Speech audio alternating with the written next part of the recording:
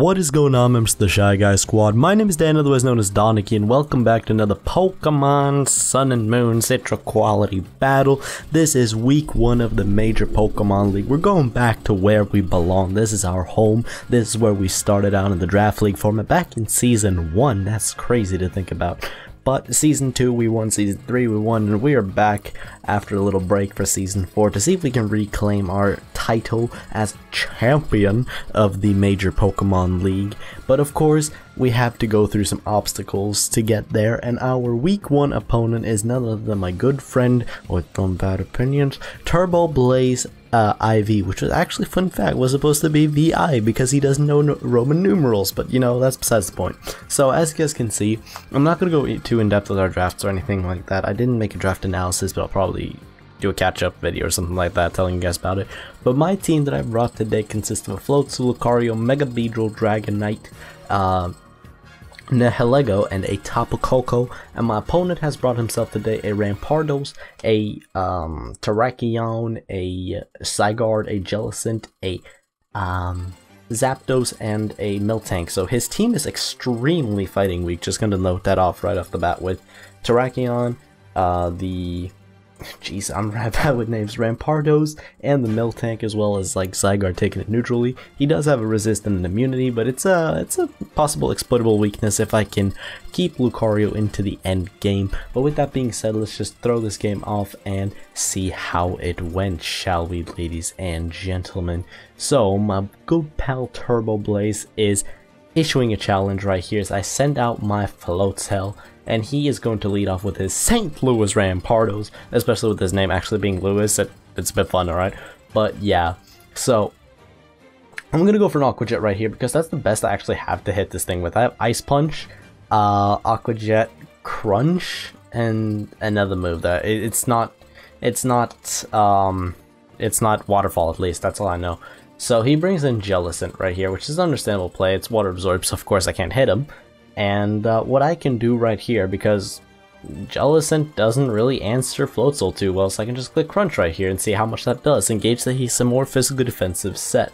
Even without the Cobra, or like even with the Cobra Berry, that's a very physically defensive Jellicent. And due to Water Veil, he cannot burn me with Scald. Praise be Water Veil, great ability. So I can go for another Crunch here, gauge the damage, and see that it takes him about like 40%-ish or so. I'm more close to like 35, I suppose, but he cannot recover all the way up after 2 crunches, and Bubbleman can sit here and crunch and nom at this fish for as long as it wants to, but I'm not going to play around with it too much. I'm just going to switch into my I think it's Masked Hero, Acid, the Nihilego, that's what that thing is called, as he goes into his Miltank. And you know what they say, if your Pokemon ain't nicknamed, 90% of the time they're going to do a piss poor performance. So it's looking good for us right here, as he's going to withdraw his Miltank again and go out into the Terrakion. Now this boy is a bit of an angry one. Like, this is a scary boy in front of us right here, but gotta appreciate though, it looks really nice in the Aether Foundation conservation area, whatever you want to call this laboratory area. It looks really good. So I'm going to switch out Nihilego here and go into my Elemental Hero Blade Edge. Now I make a massive misplay right here because I expected him to go for Stone Edge, expecting me to go into Dragonite. But no, I made a massive misplay and I lose Lucario just like that. And losing Lucario like that means that I am down 6-5, first of all. And second of all, I lost a massive win con for this game that I realized after this game. But this is okay, we can work our way around this. Now he sends in Jellicent here. I thought Zapdos would probably be his answer to Beedrill, not Jellicent. So the thing about this play is it makes me think that Zapdos is offensive, which is important to keep in mind for a play that happens later on in the game. But I go for Poison Jab here. I do not get the poison. I'm just going to U-turn here to chip at it, chip at this Jellicent, keep it weak, or at least weaker than the range of, you know, recover back up to full. So I can go into my Elemental Hero Sparkman, my nice and shiny, powerful Tapu Koko, looking beautiful. This was my first overall pick in the draft, and I'm really excited to use this thing as well, so you know. But Jellicent is going to recover as I expected, which is why I U-turned. I could have Poison Jab, tried to get the poison, but it wasn't worth it.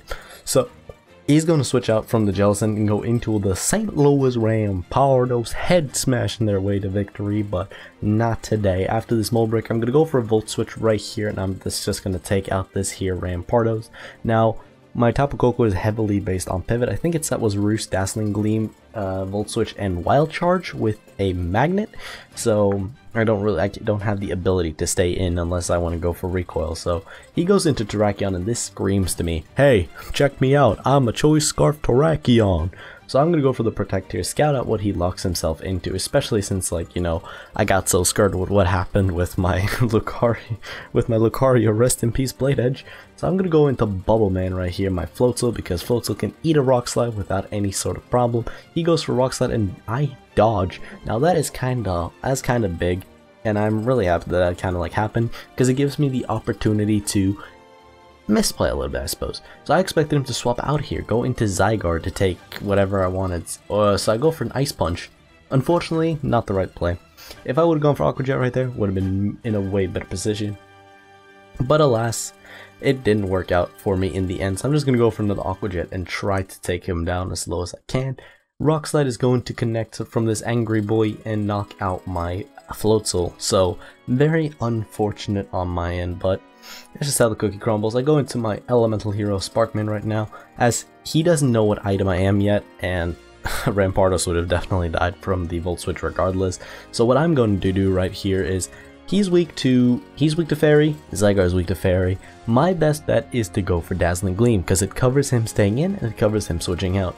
And he did go into his electric immunity being Zygarde, which this was Turbo's bread and butter last season. I paid attention to it, and him not being able to do anything with the Zygarde is huge, because right now he can choose to sack it or keep it, and he chooses to sack the Zygarde, so I take that thing out, which is so huge for us, because Turbo is really good with Zygarde, but we stopped it before it became a massive threat to our team.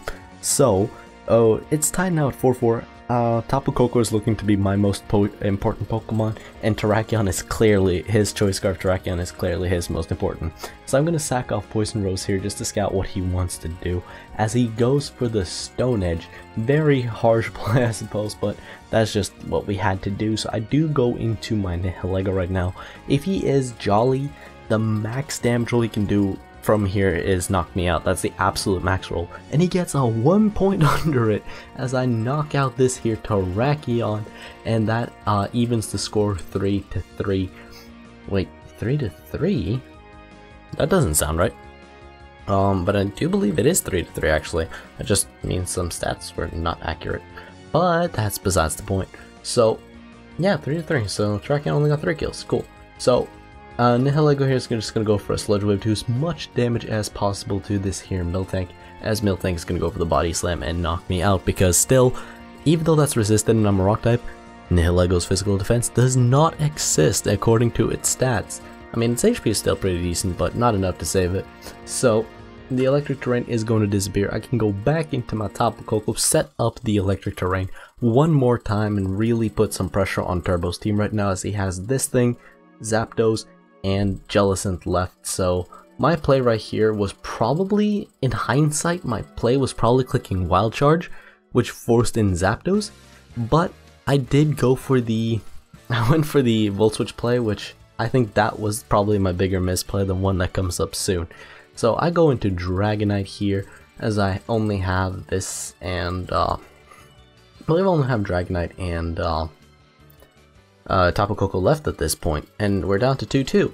So I'm gonna Roost with Dragonite just to have my multi-scale intact, because I feel like I might need it for the Zapdos and stuff, and I don't know what this Jellicent wants to do, as he reveals the Will-O-Wisp.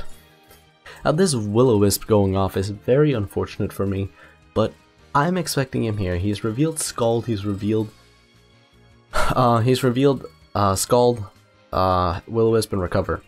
Of course, obviously his last move here is going to be Hex, and Turbo gets incredibly lucky right here and gets a crit on my Tapu Koko, which is incredibly unfortunate. But here's why I made the switch into Tapu Koko originally, is because if he was Agility Zapdos and he decided to switch into that on my burnt Dragonite, I lost right there. That was game. I could not beat the Zapdos with Tapu Koko then.